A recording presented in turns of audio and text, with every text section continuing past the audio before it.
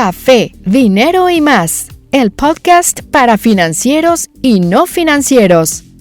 Relájate, ve por tu taza de café y escucha de finanzas y otros temas de una forma más amena.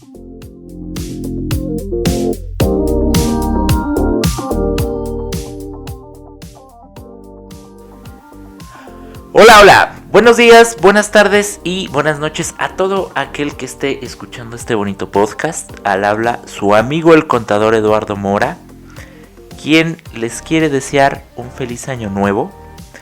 En Navidad su servidor se fue a festejar a su cuarto.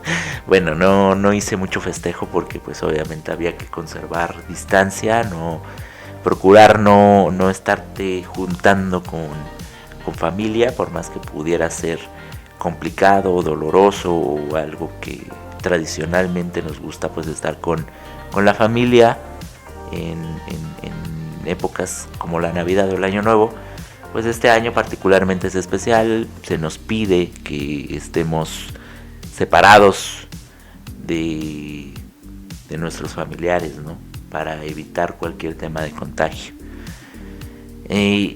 Aunado a todo el tema COVID, que no quiero ahondar tanto en ese tema porque creo que ya estarás harto de escuchar tal cual el tema COVID y de los 80 millones de contagios que están en la ciudad y en México y en el mundo.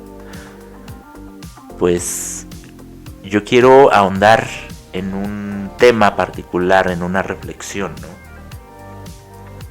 De 2020, que nos deja todas estas lecciones importantes. La verdad, es un año para reflexionar muchas cosas, para pensar en muchos escenarios que se presentaron este año. Bueno, antes que nada, te invito como yo a que te tomes conmigo una taza de café para tener entre tú y yo una plática más amena, ¿no? Mi delicioso café Juan Valdez, una delicia ese café, de verdad. No es por hacerle promoción a una marca, y ya me gustaría que me patrocinaran, pero pues la verdad es que no somos tan importantes como para que nos patrocine una marca. Pero pues hay que reconocerlo, es un buen café, muy rico. No estoy desdeñando el café mexicano. Es una delicia también el café mexicano. Sin embargo, pues sea como sea, por algo el café colombiano tiene la reputación que tiene. La verdad es que es muy rico el café. Te invito a que te tomes una taza de café mientras estamos hablando, mientras estamos conversando, y vayamos analizando todo este tema, ¿no? Bueno, total, creo yo que parte de los impactos que nos deja este 2020 es todo el tema de la informalidad que se va a suscitar en estos periodos. Mucha gente, por desgracia, se quedó sin trabajo o quebró su negocio. Entonces tienes el tema de que, por lo menos en lo que respecta a situación de empleo, pues tienes que tener que hay una demanda muy alta, más alta que los otros años, y por tanto una oferta un tanto más precaria, y más por el hecho de que la economía tal cual no se ha reactivado 100%. Entonces hay muchas plazas que están detenidas. Con todo esto dicho, pues obviamente la gente no se puede quedar de brazos cruzados si no está recibiendo un ingreso. Entonces hoy en día estamos viendo mucho el efecto de que hay muchos negocios pequeños que están vendiendo que las quesadillas, que están limpiando casas, que están vendiendo gelatinas, yo qué sé, y muy honrosamente, muy destacable y muy honorable el que se estén buscando la vida de alguna forma. Sin embargo, pues esto va a ser un repunte en la informalidad, ¿no? Y eso todavía hablando en un país como México, que la informalidad es muy alta. y de hecho que se ha buscado combatir la informalidad desde hace años, ¿no? Y hoy en día vienes, le das todavía un golpe más fuerte con esta pandemia. Y hoy en día la informalidad se nos va a subir todavía más a las nubes, casi. Estamos hablando de que, por lo menos en la Ciudad de México, por ahí se pronosticaba que había una informalidad aproximada de un 51%, de entre 48, 50, 51%. Pero todavía en estados un poquito más faltos de que les llegue desarrollo, de que haya un impulso de inversión, llámese por ejemplo Chiapas, Oaxaca, etcétera. Estos estados llegan a incluso al 80% de informalidad. Es una brutalidad. O sea, realmente el hecho de que un 80% de negocios esté en la informalidad y solo un 20% esté pagando impuestos, esté contribuyendo, es difícil de imaginar y de pensar, ¿saben? A mí me llama la atención, por ejemplo, que México se quedó muy rezagado en ese tema, en el tema de la informalidad. ¿Por qué lo digo? Porque, bueno, debes de saber que tu servidor, bueno, vamos a hacer otro contexto rápido. Tu servidor hoy en día tiene un despacho, ¿vale?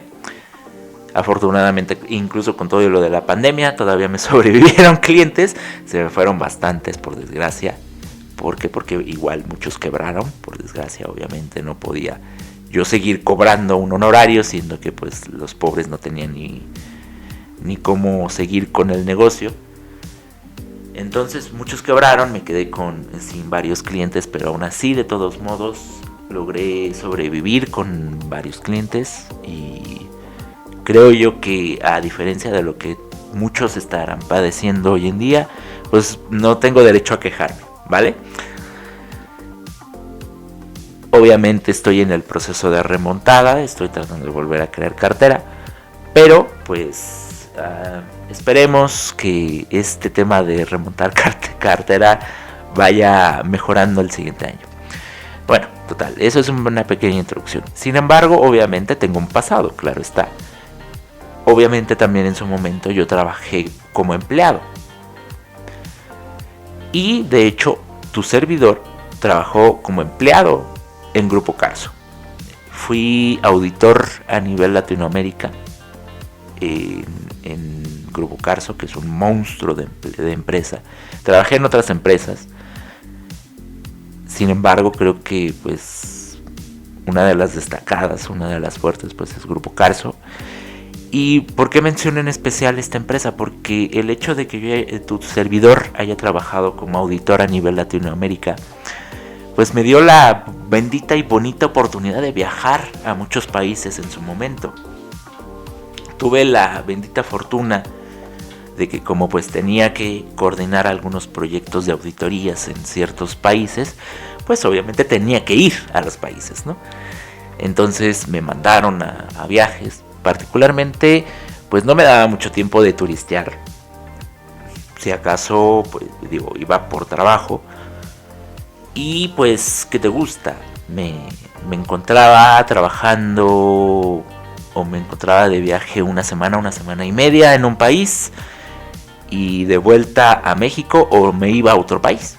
Había veces que, por ejemplo, estaba un mes fuera de México, y resulta que estaba una semana y media en un país y la otra semana y media en otro país.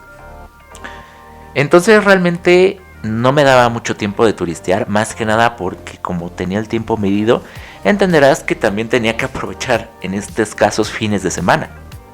Tenía que trabajar un ratito, aunque sea los sábados y los domingos.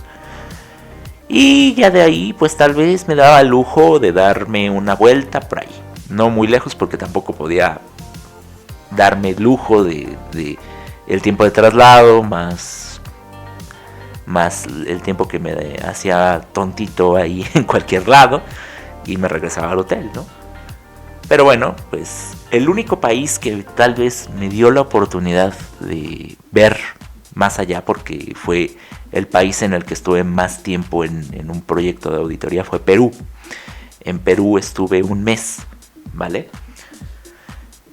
Entonces, ese mes, pues, quieras o no, solo las últimas 2 semanas fue donde estuve más apurado, donde estuve metiéndole más ímpetu en el tema de auditoría. Pero las primeras 2 semanas de ese viaje, pues, tuve mayor libertad de darme una vuelta por ahí, por algunos lados de Lima. Y me di cuenta de muchas cosas muy curiosas en mis viajes a Latinoamérica, ¿no? Cosas que yo me quedé en plan de, órale, ¿no? O sea, la verdad no me hubiera imaginado esto, ¿no? Y una de esas cosas era la cuestión de informalidad, ¿no? Por poner el ejemplo, en Perú, muy, muy, muy raro que llegues a ver un comercio informal en la calle. Hay uno que otro, sí lo hay poquitos, pero incluso me atrevería a decir que algunos que otros que tú puedas ver, que es el carrito sandwichero, como lo decía Laura en América en su momento, alguno que otro te da factura, te da ticket, ¿sabes? No te diré que todos, pero alguno que otro. Y es muy raro ver uno, de verdad, ver algún negocio pequeño, como estamos acostumbrados aquí en México, que prácticamente tiro por viaje vemos en cada calle, en cada esquina, en cada avenida, vemos algún puestecillo con lonas o con plásticos, con su base de metal, ofreciéndote que la comida, que los accesorios para el teléfono, que un libro pirata o ropa o juguetes, yo qué sé, ¿no? Te pueden ofrecer de todo. Y que prácticamente los encuentres tiro por viaje en cualquier lado, ¿no?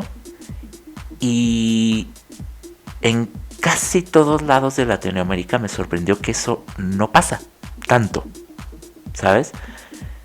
Si acaso, por ejemplo, si lo quieres contar, creo que yo conté alrededor de unos 10 puestos callejeros en todo Lima, en todos los lugares que visité, ¿vale? Y pues 10 son pocos aquí en la Ciudad de México, ¿no? Incluso hablando de la zona comercial de Santa Fe, ¿no? La zona comercial de Santa Fe es una zona que se debería de entender como financiera, seria, un centro financiero. Y aún con todo y que es el centro financiero donde hay cantidad y media de corporativos, de empresas grandes, hay locales y hay pequeños negocios informales. ¿Por qué? Porque hay muchos empleados que trabajan en estas empresas que pues no pueden darse el tiempo de prepararse comida en las mañanas para llevársela a la hora de la comida y comérselo en su trabajo, y pues tienen que buscar opciones para comer por el lugar, ¿no? Obviamente los negocios que están establecidos en la zona de Santa Fe pues son algo caros por ser la zona que es. Entonces llegan estos comercios informales a ofrecer que pues no sé, que hay mucha gente que usa su propio coche, una camioneta o lo que sea, como el local propiamente, ¿no? En la cajuela ponen todos los guisos y llega el empleado y le dice, deme tacos de guisado, ¿no? Y le da su surtido de tacos de guisado 5 por tanto, ¿no? Y es un precio asequible, ¿no? Cosa que difícilmente pasa en otros países latinoamericanos, increíblemente. Y me llama mucho la atención eso. Inclusive te voy a decir algo. Cuando yo iba, obviamente iba viaticado, es decir, con dinero para gastar en comida, transporte, hospedaje, etcétera, ¿no?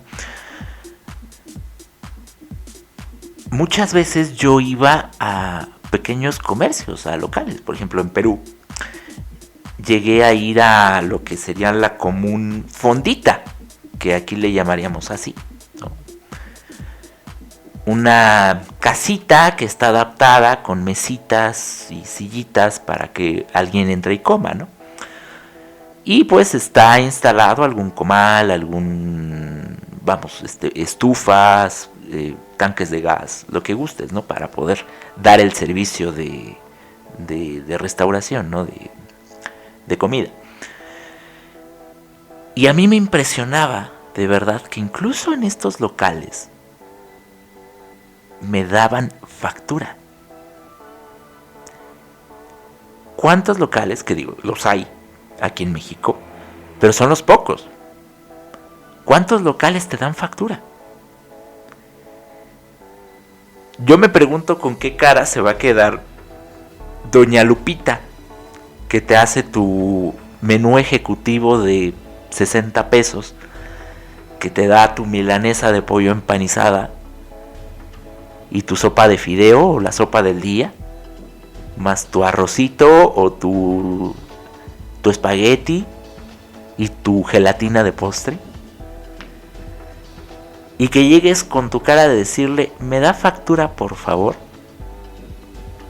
Prácticamente o una de dos. O te ve con cara de desprecio y te dice, no, nosotros no damos eso. O se queda con cara de, ¿what? ¿Qué es eso?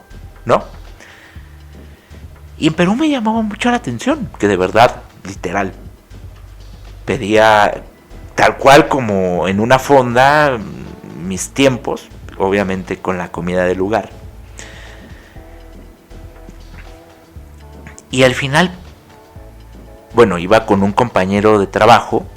Él, la primera vez que yo fui a Perú, pues él ya tenía la experiencia, ¿no? Y él sin mayor problema le decía a la chica que era la mesera, que supongo que era hija o algún familiar de quien estaba cocinando, yo qué sé, ¿no? Le decía con toda la confianza del mundo, ¿me puedes dar factura? O bueno, allá es boleta de venta, ¿no?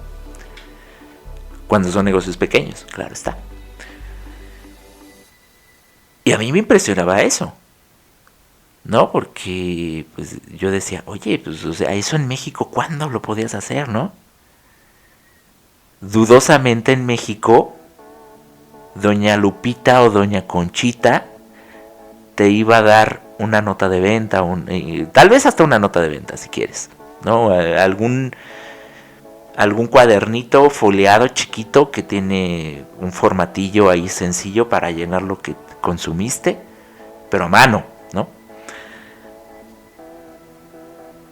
Y allá lo hay.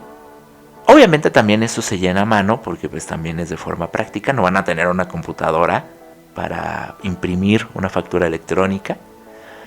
¿Por qué? Porque en Perú es válido, por ejemplo, todavía la facturación electrónica.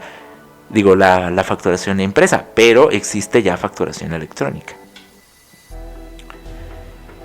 Y me llama la atención mucho esos detalles, ¿no? De que cómo es que México se ha quedado rezagado en ese tema. Y no es el único país, realmente Brasil también pocos comercios vi, Colombia igual.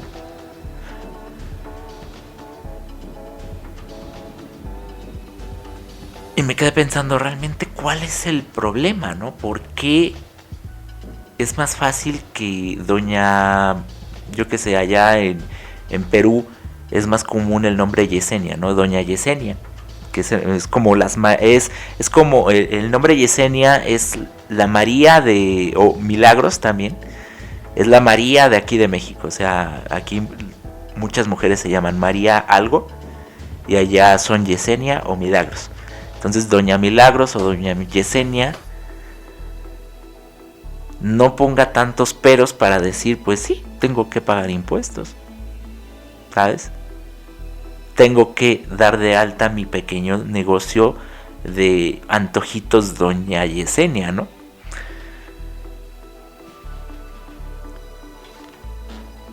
Es curioso realmente, ¿no? Es de llamar mucho la atención eso.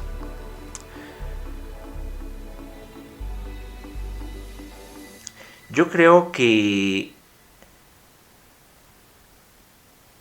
el hecho de que no haya esa cultura o que nunca se haya querido hacer por parte de la autoridad hacendaria aquí en México una fiscalización más seria,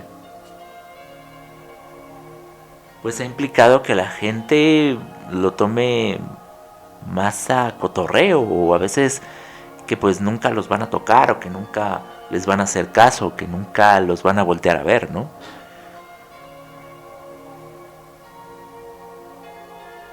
Allá en Perú, por ejemplo, si tú te pasas del día de la declaración que tienes que hacerla, en automático te multan. No es como aquí en México, que aunque tú no cumplas con tus obligaciones fiscales, pues no importa tanto, porque de todos modos, pues hasta que Hacienda se dé cuenta, pues tal vez en ese momento te multen. En el caso de Perú, si tú te pasas de tu fecha de hacer tu declaración, en automático el sistema te multa. Hay muchos controles allá.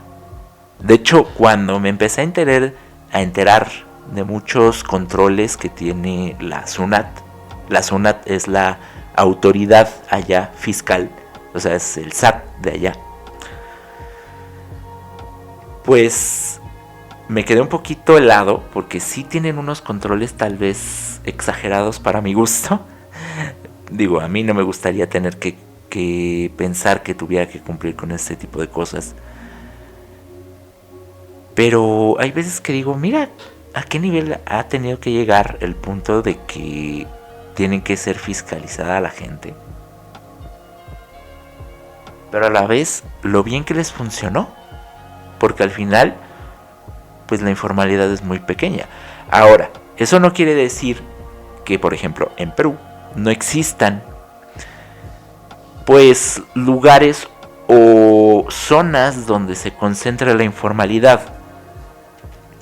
Si mal no recuerdo el nombre del lugar déjenme recuerdo exactamente. Se llamaba Gamarra, si mal no me equivoco. Gamarra. Sí, es Gamarra, exacto. En este lugar llamado Gamarra, resulta que pues es como una especie de Tepito mexicano, Tepito peruano. O incluso lo llegaría, por el ambiente lo llegaría a asimilar un poco más como la Merced, el mercado de la Merced aquí en la Ciudad de México. Es muy curioso porque es un ambiente muy muy parecido, literal. Llegué a estar ahí un tiempo, un ratito, y me llamó mucho la atención porque sí, literal, estuve ahí y sentía que estaba en la Merced, literal. Habían edificios donde habían locales chiquitos, adaptados, que tenían sus principalmente textiles expuestos.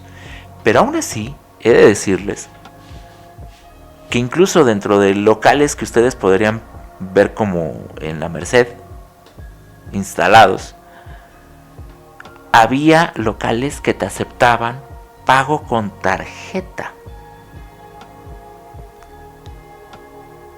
Yo quiero pensar que pues obviamente si es que estás aceptando pago con tarjeta es porque estás fiscalizado. El banco te pedirá documentos fiscales para darte una terminal bancaria. Hay uno que otro local aquí en México que igual te llegará a aceptar tarjeta, pero sin embargo son los menos. Díganme ustedes, digo, no lo sé, digo, no soy mucho de ir a la Merced o a Tepito, pero ustedes díganme qué local te acepta tarjeta de crédito o de débito para pagar tu mercancía.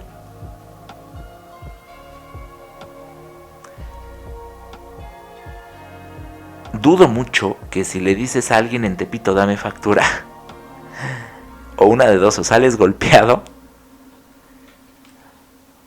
o te ven extraño.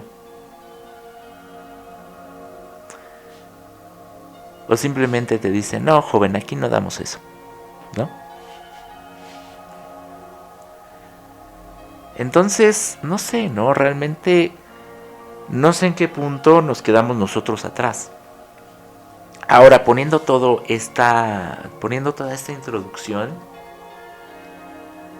yo quiero pensar que ahora con la pandemia, todo este tema de la informalidad se va a multiplicar.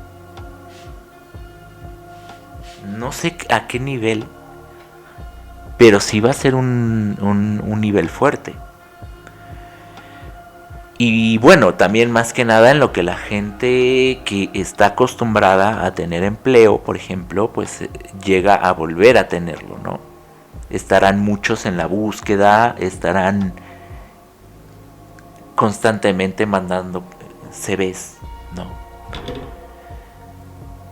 Y es curioso que pensar que ahora esta pandemia va a volver a aumentar las cifras de informalidad. Ahora, por ejemplo, tú, querido escucha, ¿tú qué piensas de la informalidad? ¿Te parece bien? ¿Te parece mal? ¿Te parece honesto? ¿Te parece deshonesto?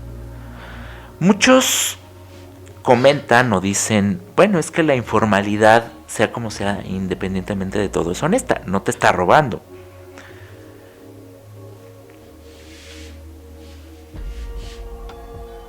Tal vez no lo está haciendo de forma directa, ¿no? Pero piensa en un momento, y no estoy generalizando de que todos vengan de la misma raíz o que todos se comporten igual. Pero pues habrá mucha mercancía que quién sabe de dónde venga. ¿Estamos de acuerdo? Es decir, si tú vas a un tianguis, vamos a poner un tianguis famoso. Yo conozco por lo menos el que está por casa de mis padres, que es el de la San Felipe de Jesús en la Gustavo Madero. Un tianguis relativamente grande. Pues este tianguis resulta que puedes encontrar de todo. Puedes encontrar lavadoras, puedes encontrar ropa de marca, en teoría. Quién sabe si sea realmente de marca. Y si lo es, pues pregúntate cómo la consiguieron, ¿no? O hay perfumes originales incluso a veces. Hay de todo tipo de mercancía. Entonces aquí es donde te tienes que preguntar, ¿de dónde viene esa mercancía? ¿No? Por ejemplo, lavadoras u otras cosas que son nuevas, literal. Pues ¿cómo pudieron haberlas conseguido? Y tal vez la persona que te lo está vendiendo no cometió algún ilícito tal cual, pero tal vez quien le proveyó a él de esa lavadora o de esa ropa de marca o de ese perfume, pues tal vez incurrió en algún acto ilícito.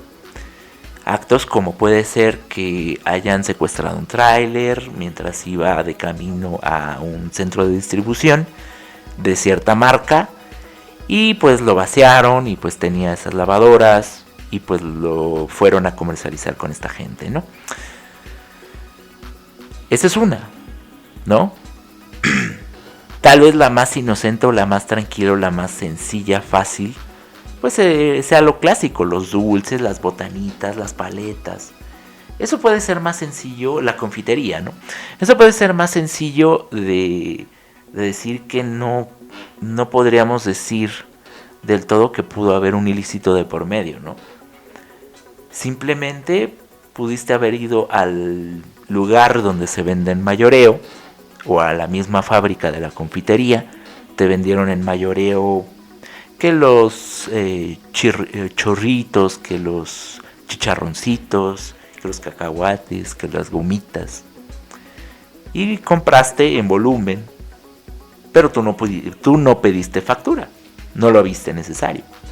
Simplemente te dieron un ticket de compra y pues tú llevaste toda esa mercancía a venderla a tu local, ¿no? Ok, muy bien. Digo, no debe de haber mayor problema. Sin embargo, pues están los otros que te digo. No sabría yo decirte exactamente. O puede ser también que sea diferente mercancía o diferentes artículos o productos, que la persona que te las vende pues son artículos ya viejos o usados que esta persona tenía de los años, que ya no usa y que pues simplemente está revendiendo, ¿no? También eso es válido. El problema es que debido a que no hay forma de trazar una ruta de cómo se ha movido esa mercancía, toda la mercancía que se vende en tianguis o etcétera se puede tachar de contrabando, de que pudo haber estado envuelta en un ilícito. ¿Por qué? Porque tú no tienes documentación para comprobar de dónde viene esa mercancía.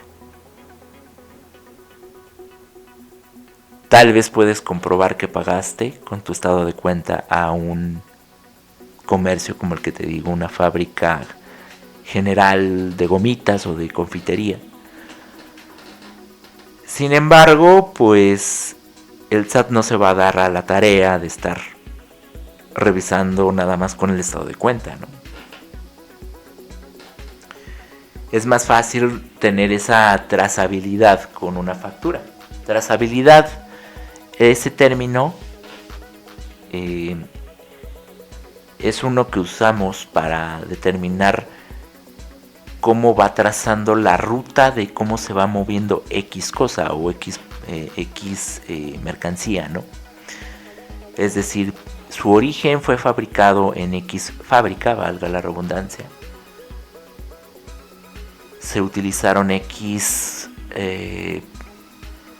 materias primas, hubo de por medio X mano de obra, X maquinaria transformó esa materia prima y generó un producto, ¿no? Que es el que vende la fábrica.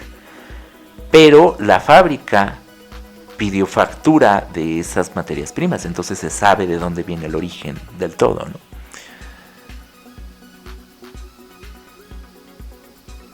Entonces de ahí, la fábrica cuando lo vende, si lo vende a un distribuidor mayorista, por ejemplo, pues igual ese distribuidor mayorista pedirá factura. Y la factura igual ya tiene la trazabilidad de a quién se lo pediste, que fue a la fábrica. Después el distribuidor de mayoreo lo llevará a comercializadoras de menudeo, posiblemente, o lo distribuirá ya directamente con el consumidor final. Pero igual, muy probablemente esa comercializadora al por menor pedirá su factura a la distribuidora de mayoreo. Entonces igual tienes la trazabilidad de decir, bueno, tengo la factura que me dice que se la compré al distribuidor de mayoreo. Y el comercializador al menudeo te la vende a ti, consumidor final. Ya será tu cuestión si tú gustas que te den una factura para que tengas aval de que tú eres el propietario de ese producto, o tan sencillo y simple que te den un simple ticket que te emite el sistema de punto de venta del consumidor, de la comercializadora al por menor. Entonces ahí es donde yo te podría decir, bueno, ahí hay una forma de poder trazar justamente cómo se movió el producto. Y ahí tú puedes determinar y justificar perfectamente que no hubo contrabando de por medio. Sin embargo, en el caso del tianguis, ¿cómo lo justificas? Te digo, sí, puedes mostrar el pago, pero muy posiblemente en el estado de cuenta, pues nada más venga algún número de referencia bancario, pero no venga exactamente a qué comercio se compró. Y tal vez tengas el ticket, pero puede ser el ticket de otra compra de otro amigo que le pediste para justificar las cosas. O sea, no fue tu compra. ¿Por qué? Porque no está tu nombre. Entonces, es difícil poder determinar la trazabilidad en un producto que viene de un tianguis, del comercio informal. Por tanto, las autoridades pueden determinar contrabando para cualquier producto que sea vendido en tianguis, aunque no hayas incurrido en ningún delito, tú, y estés consciente de ello. Acuérdate que la ley se busca aplicar a todos de la misma manera. O sea, a todos se les aplica la misma idea de ley, ¿sabes? ¿Por qué? Porque no sería justo que pues a ti no te aplicara el concepto de revisarte y al otro sí, ¿no? Total, bueno, ese es el punto, ¿no? Y ese es un primer punto, ¿no? Es que posiblemente cuando estás comprando en un comercio informal, tal vez estás fomentando la ya existente inseguridad que existe en nuestro país. ¿Por qué? Porque estás fomentando que grupos criminales sigan saqueando trailers que van pasando por la carretera u otras cosas, ¿no? Puede, porque te vuelvo a decir, no quiero generalizar de que todos sean de la misma calaña, pero puede ser. Ahora, ese es un primer punto. La informalidad apoya en ese sentido a la delincuencia, hasta cierto punto, y en ciertos casos, no todos. El segundo punto, hablamos de que el hecho de que no paguen impuestos, pues no ayuda a que podamos progresar como sociedad.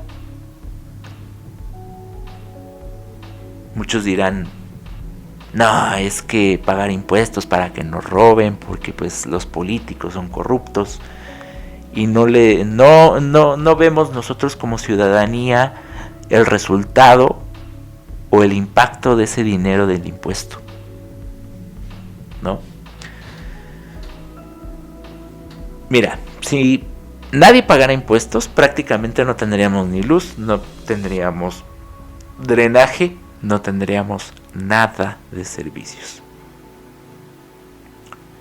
Posiblemente sí, tienes un cierto grado de razón en el tema de que habrá políticos que pues se quedarán con cierto dinero. Independientemente de que se queden con cierto dinero, pues también hay otro tipo de ingresos del Estado con los cuales igual los políticos se quedan con eso. ¿Cómo qué? Como pues la venta del petróleo, lo que generamos por pago de derechos de agua, de luz, etc. Entonces, de todos modos, en algún punto va a intervenir el político corrupto. No es justificación ni es que decir, bueno, pues ya deja que pase. No, al contrario, como ciudadanía tenemos que ser exigentes con nuestros gobernantes y buscar que no haya corrupción. Sin embargo, este hecho de que uno interponga como pretexto, porque realmente es un pretexto, el tema de que un político robe, no nos debe de hacer justificar el no pagar impuestos. En el momento en que paguemos más impuestos, que haya un pago equitativo, podemos exigirle a nuestras autoridades que el pago de impuestos sea más benévolo. Es decir, hoy en día el pago máximo, máximo, que pagan las personas físicas es del 35%. Dependiendo del ingreso que tú ganes, pues deberás de contribuir a tu país de forma equitativa y proporcional a como puedas. Es decir, si tú ganas el salario mínimo, no se te va a exigir que pagues impuesto. ¿Por qué? Porque pues de por sí es un salario pequeño y para poder cubrir tus gastos necesarios, que de por sí te estén quitando X cantidad de impuesto, pues es un poco complicado, ¿no? Entonces, ingresos entre 3,000, entre 5,000, entre 10,000 pesos, pues pagan cantidades muy módicas o de plano no pagan. Ahora, dicho lo anterior, si toda la ciudadanía pagara impuestos, incluyendo a lo que hoy en día existe como comercio informal, muy probablemente pudiéramos reducir esa tasa a un tal vez 30, incluso tal vez un 25% máximo. E incluso lo que estás pagando, si tú tienes un sueldo de 3,000 a 5,000 pesitos, tal vez pudieras pagar menos de impuesto, casi nada. Y sería suficiente para subsanar todos los gastos que tiene que erogar el Estado para que las cosas funcionen. No te diré que las cosas son perfectas, porque te puedo entender que lo primero que me puedes decir es, ay, bueno, es que yo pago mis impuestos y no hay seguridad pública, no hay instituciones de salud eficientes. Lo entiendo y es perfectamente asequible y te doy la razón, de verdad. Tan sencillo que por algo tenemos el problema de inseguridad que tenemos. Que aún así, de forma económica se pueden abordar todos esos temas. Creo que sería buen tema para algún podcast posterior. Sin embargo, por poner el ejemplo de la inseguridad, es difícil tener un control hoy en día, más que nada por la cantidad de personas que somos. Somos muchísimos mexicanos, que igual eso será un podcast, de hecho lo tengo pensado como un podcast posterior. Es complicado tener un control muy estricto cuando somos 130 millones de mexicanos viviendo en este país.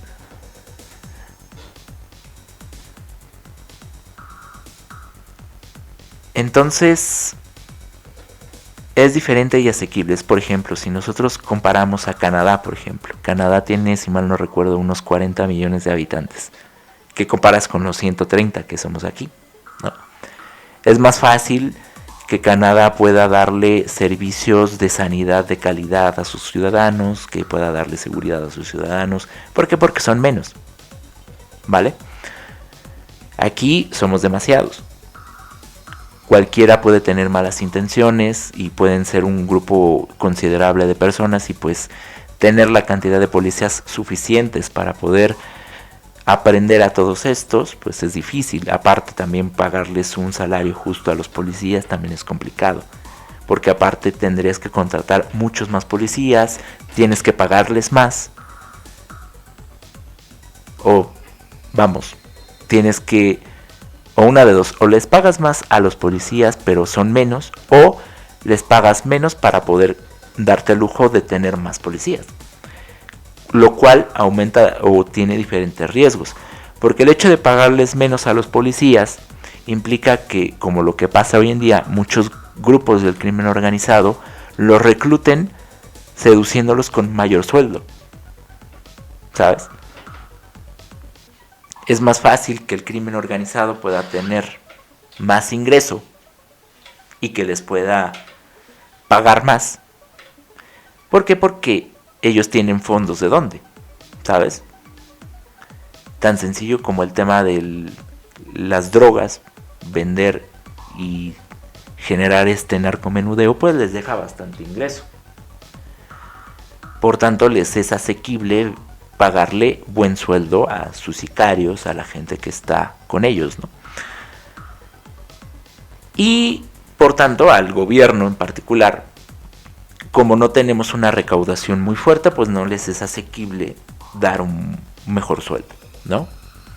Entonces ahí te doy un pequeño ejemplo del cómo el hecho de la informalidad está coadyuvando a que haya mayores problemas sociales, no solo el tema inseguridad, hablando del tema salud, del tema todo, ¿no? Incluso lo estamos viendo con la pandemia. El hecho de que falten camas, el hecho que, ojo, también viene muy influido en el tema de que la ciudadanía es responsable de la misma, de que deberíamos de quedarnos en casa, respetar las reglas de sanidad, respetar la distancia, lavarnos las manos, etcétera. También es responsabilidad nuestra. Sin embargo, también hay que ponerlo en cuestión. El sistema de salud no estaba lo suficientemente bien como para poder atender un problema de este tipo. Y pues hoy se están viendo las consecuencias, ¿no? Ahora, estos son dos problemas principales. Yo mismo me he preguntado cómo podríamos combatir esto. ¿Cómo podríamos coadyuvar a que la informalidad decrezca? Y ojo, se considera informalidad de acuerdo a muchos estudios que la gente tanto no pague impuestos como no tenga seguridad social. El hecho de que no tenga seguridad social, ¿por qué? Porque pues no está cotizando para su pensión. Cuando eventualmente tengan que retirarse, o ya sean, pues tengan una edad avanzada, pues les costará mucho trabajo tener algún ingreso y van a tener que seguir trabajando aún a una edad avanzada. Lo vemos hoy en día. Vemos a mucha gente de la edad avanzada trabajando en supermercados, trabajando en la calle igual, ya sea de bolero, trabajando igual en estos puestos chiquitos informales. Y la verdad es que si nosotros nos pusiéramos a pensar un poquito plan a futuro, me gustaría ya ir terminando este podcast nada más con una pequeña reflexión, a ver si te ayuda en cierto momento a entender qué tan importante es que seas formal. Imagínate tú a los 70 años. E imagínate a tu yo de 70 años reclamándole a tu yo de hoy de 20, 30 años, la edad que tengas. Y tú diciéndote por qué no estuviste cotizando para tu pensión. ¿Por qué no pagaste tus cuotas? ¿Por qué no te hiciste formal para que hoy yo a los 70 no estuviera pasando por estos problemas? ¿Qué crees que me falta medicina? No puedo ir al seguro social porque no tengo. No tengo derechos de vigencia para poder solicitar que el seguro me cubra el servicio. Entonces, ¿qué crees? De algún u otro modo tengo que conseguirlos. Tengo que ir al Similares, tengo que ir a cualquier farmacia pequeña, chiquita, que venda medicamentos baratos, genéricos, que me los pueda proveer, o algo tengo que hacer, y aparte tengo que pagarlos porque no me los van a regalar. ¿Y cómo le hago? Porque no tengo ingresos y la verdad es que ya estoy muy cansado. Soy un hombre de 70 años, trabajé ya toda mi vida. La verdad es que seguir trabajando a esta edad cuando ya mi cuerpo ya no da tanto como cuando yo tenía los 20 o 30, que a quien le estoy reclamando ahorita, cuando sí tenía esa energía. Y hoy en día tengo que pasar por este viacrucis, ¿no? Entonces, de verdad, ponte a analizar este tipo de cosas. Te invito a eso para que, pues, te motives tanto a buscar, si es que, por ejemplo, buscas un empleo, porque luego hay mucha gente que cuando acepta algún empleo, acepta que la empresa que lo contrate, pues no le dé prestaciones, que nada más le pague el sueldo neto.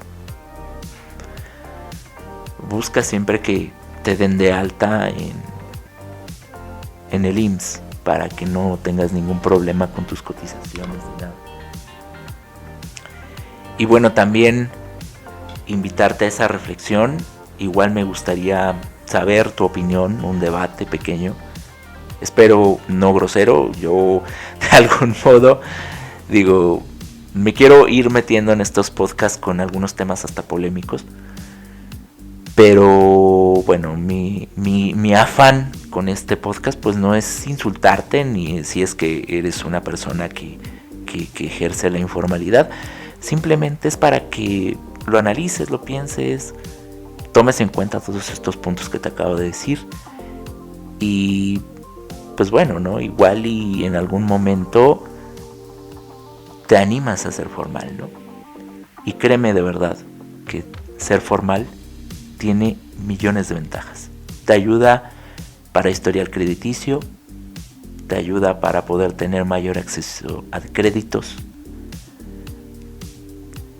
te ayuda para poder demostrar de mejor manera tus ingresos y poder acceder a diferentes bienes, a diferentes cosas. La verdad es que tiene muchas ventajas ser formal. Aparte de que pues te quitas del problema, del riesgo de que te pueda llegar Hacienda en algún momento y te pueda reclamar cualquier cosa. Y pues bueno, te agradezco me hayas acompañado en esta emisión de este podcast, tu podcast financiero favorito, en una forma de una plática más amena. Y yo te invito en el siguiente podcast que me acompañes con una rica taza de café a hablar de este y otros temas financieros. Te estoy viendo en el siguiente podcast.